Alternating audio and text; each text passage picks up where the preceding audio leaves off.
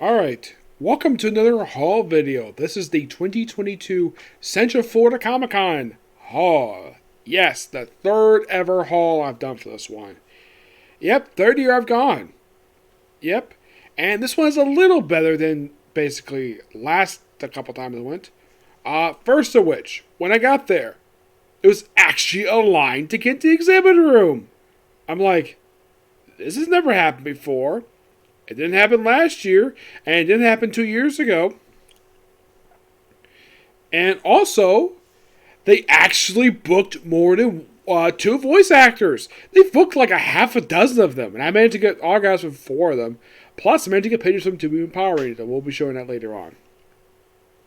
Alright, now we'll show off stuff basically I got, and of course a couple things I had signed. Though, 2 things got signed by 2 people each. Alright, this is one of the first things I got. This is a plushie of Inosuke from Demon Slayer. Yep. Yes. I figured though, why not? I don't any merchandise from Demon Slayer. Well, with the exception of a couple t-shirts that, for some reason, whenever I wear them, like, after a couple times wearing them, I can't wear them anymore for some reason. They keep shrinking for some reason. Not really sure why. Maybe it's material. I also got a mug, which I gave to my sister because I bought that for her. Yeah, and there wasn't, like, necessarily a lot of stuff to buy, per se. Like, it was a bit more than last year, which I do appreciate that. One big problem with this one. There was no booths exclusively selling t-shirts. There was 1 or 2 booths selling t-shirts, but it wasn't much at all. I mean, there was one booth basically did see the t-shirt sets, but I didn't buy any because there wasn't much there. Which, if you could sell t-shirts, have a lot more variety. That was one of my big disappointments to come to this con. Now, these 2 things, this is the only movies I got. I got The Terror of Mechagodzilla and Godzilla vs. Mechagodzilla 2! Yes.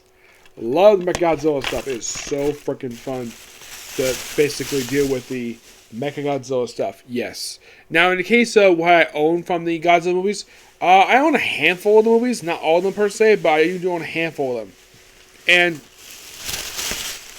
I do own the original Godzilla movie. I believe I own like a couple of the Heisei movies and one of the Millennium movies. Yes. Here's some more stuff I got. This is the only figure I got, which was a Rem in a swimsuit. Excuse me. Yes.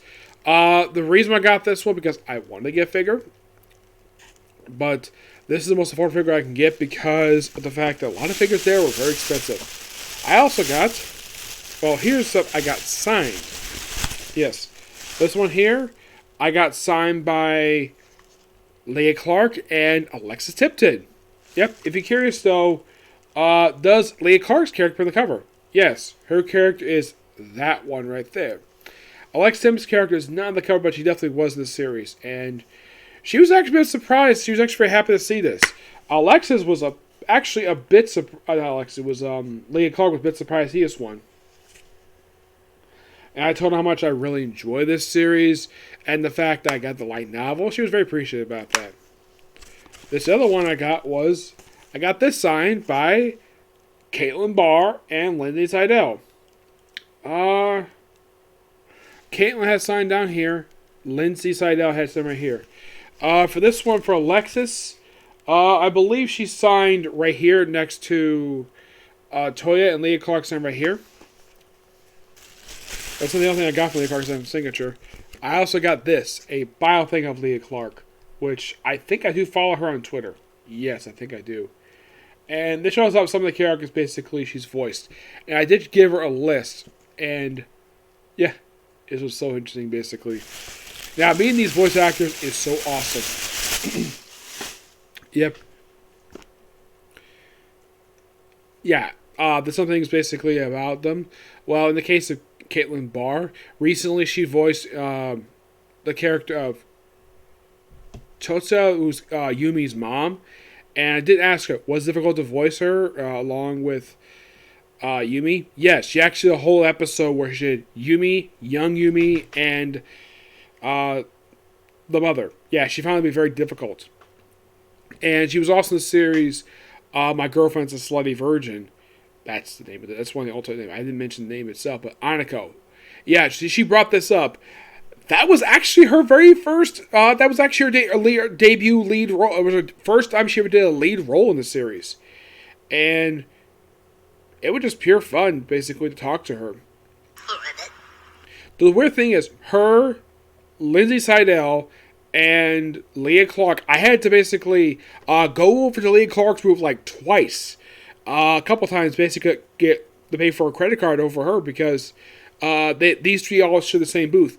Though Alexis Tipton, I actually paid for hers at her booth. I only paid for just the autograph. I couldn't afford to basically pay the $60 for the combo. I'm like, no, thank you. Lindsay Seidel, Caitlin Barr, and Leah Clark. Now, Caitlin Barr, I definitely was planning to get a picture from her. Lindsay Seidel, I wasn't initially planning it, but I figured, oh, why the heck not? I mean, they said it was additional $10 bonus along with, it was only like $40. I mean, I'm like, okay, that's perfectly fine. The other one that was actually most expensive for me was actually Leah Clark. I wasn't initially planning to do the combo, but they're promoting it. I figured, oh, why not? Yep, why not? But in the case of the pictures, let me show those off here.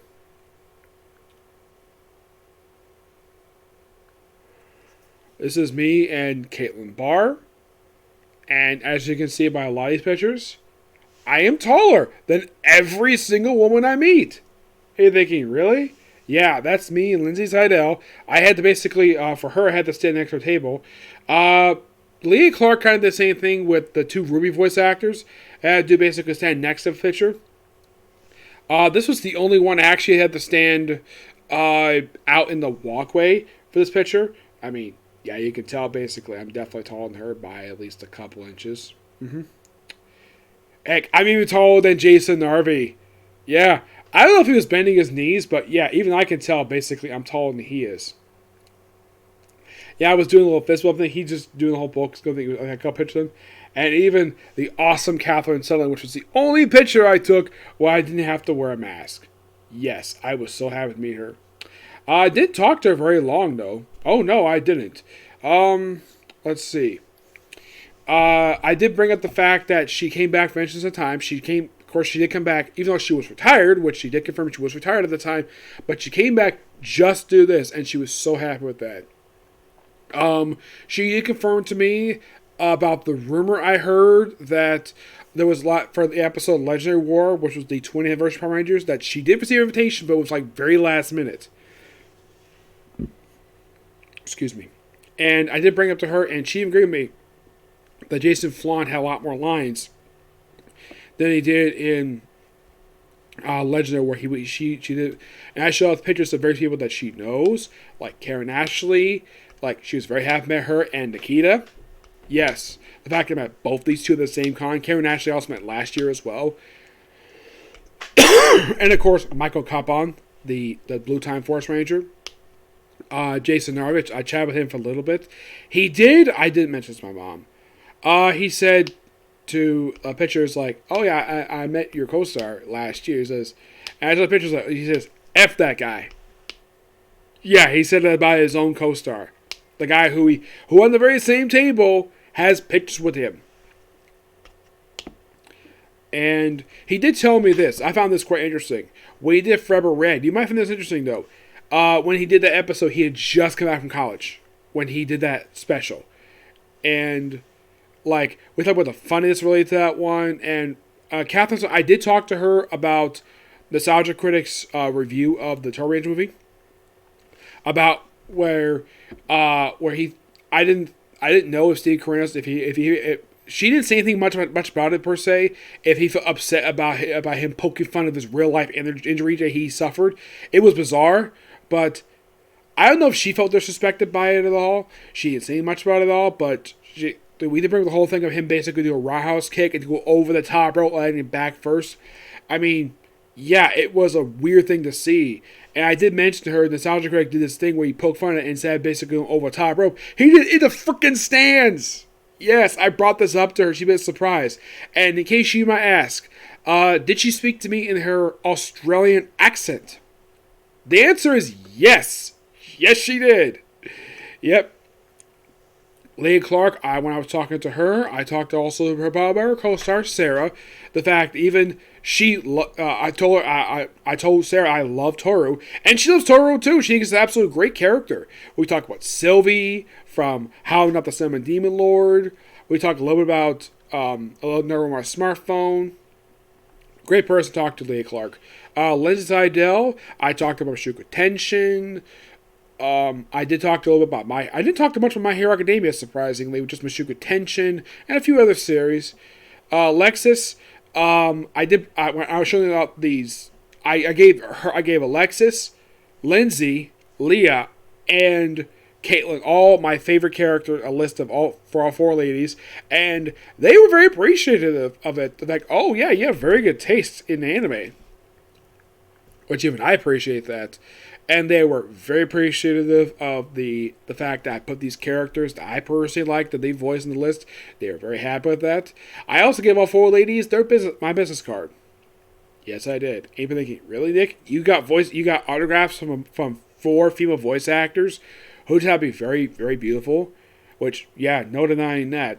But here's the thing. I'm older than 3 of them. Yes, the only one who's older than me is Leah Clark. She's actually 9 years older than I am. Yes, that is definitely true. I looked up. She was born in 1979. Yes, I think like everybody else was born back in the early 90s. I mean, they're all probably pushing 30.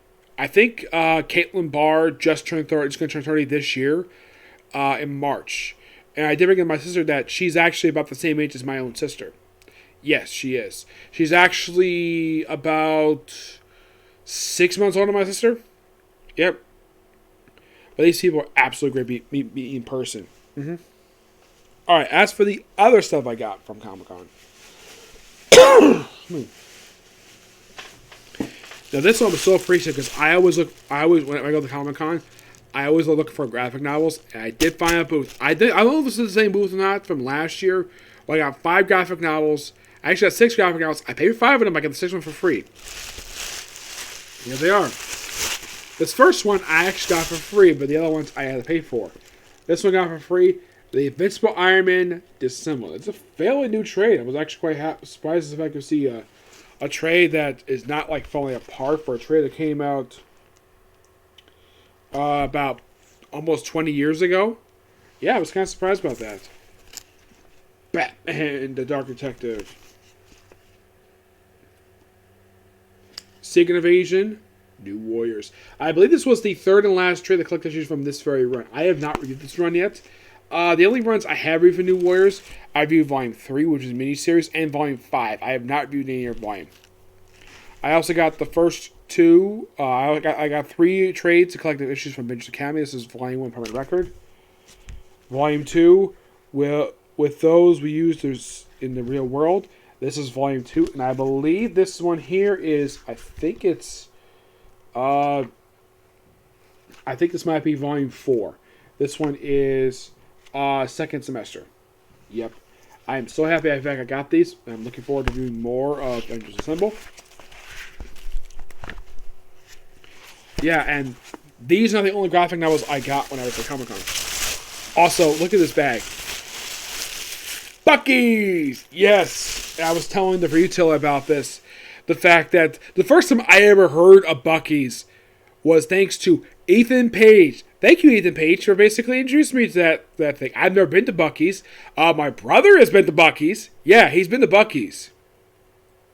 It's like this big convenience store, and I was bringing up to them about when Ruby Soho was there, and of course Ethan Page was basically vlogging about this, and before she went in there, she had to wear this beaver costume, which was so funny, and like with the tail, and well, it's a good thing Ruby Soho's thin, she gave fit in that thing, and then she walks the thing, she's there for quite a while, and then we hear, Rue Beaver, and they're like, who said that?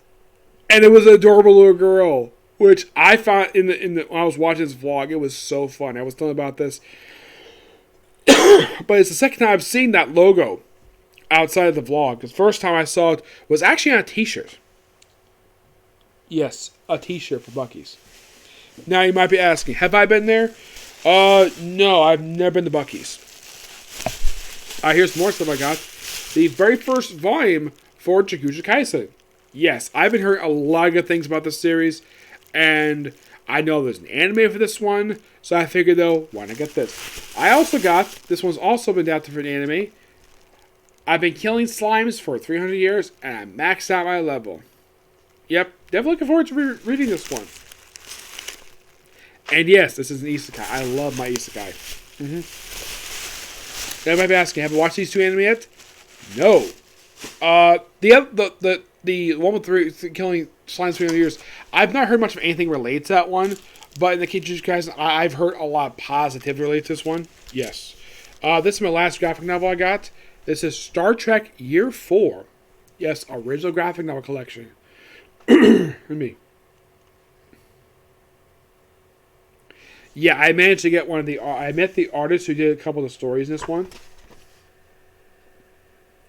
His name is Steve Conley. I did not suspect to see this happen. The fact that I mean artists who do this. Now, this is published by IDW. But the thing is, now, what he told me is that... About this, that... Now, this cover, he didn't do this cover. He did some interior artwork, which took inspiration not from the live-action TV show. Oh, no. He took inspiration from the animated series. One good example is this page right here. Yeah, that sample is artwork right there. Yes. He did have to get permission from both William Shatner and the late Larry Nemo before he passed away to do the artwork for this one, because they both own likenesses. He did mention to me that he has met DeForest Kelley. Yes, as in the actor who passed away almost 30 years ago. Even just before he passed away. And he's never technically met Leonard Nimoy. He has seen him at an event in Washington, D.C. that he was invited to. That he decided to go. He was the only one staff basically wanted to go to this one. Which I find quite interesting. And here's the thing. He was charging this book $50. I paid $30 for this thing. You're thinking, how did you manage to convince us to go down to 30 from 50 to 30? Well, there's a reason for that. Because I know who DC Fontana is. I never met DC Fontana, but I know who she is. Because I'm a Star Trek fan. I love Star Trek. And I told him that my dad got me into Star Trek along with James Bond. And I told him that my dad has actually watched the show when it originally aired back in the 60s. Which he seemed very happy about that. We talked a little about Aquaman. And a little bit about TMNT. He did do the comic book for Nickelodeon's version for a TMNT comic book. He mostly did some covers for that one. Excuse me, we talked a little about Aquaman and the Star Trek conversation. I thought would be quite interesting from him. And I did tell him, I probably am going to be reviewing this in the near future. Yes, because I did review this stuff. I did talk to him about the Tipton collection. He was worried. Now, he did know about Doctor Who, the Star Trek Doctor Who simulation screen. He knew about that one. He knew how good that one was going to be. He did not know if Star Trek Planet of the Apes was going to be that good. He had no idea about that. And I told him it was really good. And he was actually quite surprised to hear that. I didn't tell about the current stuff that the Tipton's doing with the Mirror Universe stuff, which he seemed quite surprised about it. And the fact that he says, oh yeah, you know your stuff. Of course I do. I read it. Yep. Now I did manage to get a couple more things here. And these were actually the last couple things I bought at... there's actually one other thing here. It's in here? Don't think it is. That wasn't here. Yeah. I got Frappe! A magnet for Frappe. And I got this keychain. Same booth I got the mug from. Fairy Tail. Yes. I do own a few things Fairy Tail. Not a lot per se. The only things I own Fairy Tail. I do own at least one figure from Fairy Tail. A couple of the movies, and I pretty much own some of the actual anime, but outside the main anime, do I own any t-shirts related to Fairy Tail? Surprisingly, no, I don't own any Fairy Tail t-shirts. Plushies? Nope, don't have plushies. I just mostly own just the anime, one of the figures for this one, and I do own some sketches. Though these were fan sketches, not sketches from the show. Someone did a couple of them with Fairy Tail.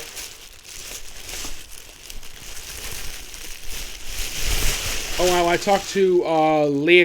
I think it was Leah Clark. I think it was Lindsay Slidell. She had our table. One of the because she did voice this character from One Piece. It was Boa Sanderson. Yes, Boa Hancock's sister. Yep. I did get one other pen. It was a chocolate pen, but for some reason I put back in my bag. It must have been dropped outside. I had to look for it later. But yeah, you're probably thinking, wow, that's a pretty good haul. It's not really a big haul. No, not really. It wasn't a lot there, per se, to pique my interest. I was happy to get the light novel I got. Oh, yeah, I was very, very happy to get that. Yep, and I'm definitely looking forward to going back next year. And in case you're curious, though, what's my next Comic-Con? Make Orlando. In 4 months. In May. Now, as far as I can tell, they have not announced any guests for yet. Nope. Call out, don't worry about it. Yeah, they haven't announced any guests for yet. Not really. I'm looking forward to when they announce any guests. Oh, in case you're curious, though, who were the other guests there at this particular con? They had the voice of Space Ghost. I think it was the original active voice Space Ghost. They also did some Cook there, but I decided not to get an autograph from this time. I figured, next time. Maybe at Tampa Comic Con. He might show up there. Let's see. They also had... they were going to have Emily Knives there, but she canceled. Yeah, she canceled. The day before the con. Not really sure why. There was also Chris Wellenkamp. I believe he's the voice of Azawa. Yep. George Lowe, who's the original voice of Space Ghost. Corey Means from the show Aqua Teen Hunger Force. I've never watched the show. There were some local writers there. Dan Snyder, who's also from that show. Now, there were 4 cancellations for the con. I was actually not very happy with the fact these 4 people canceled. Josh Grail, the lead voice actor from the show, was going to get an autograph from him. Never My Smartphone was not very happy with the fact he canceled. Emily Knives, the voice of Aerie, was hoping an autograph from her. She canceled. And the big name comic couple, the only major comic creators that announced were for this con, Amanda and Jim Honey, and they canceled. I was not particularly too happy with that. No, not really. It was particularly not very pleasant to see that. Yeah, I was not particularly too happy these 4 people canceled. I was hoping to meet the people. Hopefully Josh might remember being in No More Smartphone, but there's that. But yeah, that's going to be pretty much it for this particular video. Stay tuned for my video, for my review for how a realist hero rebuilt the kingdom, okay? Next video. Bye.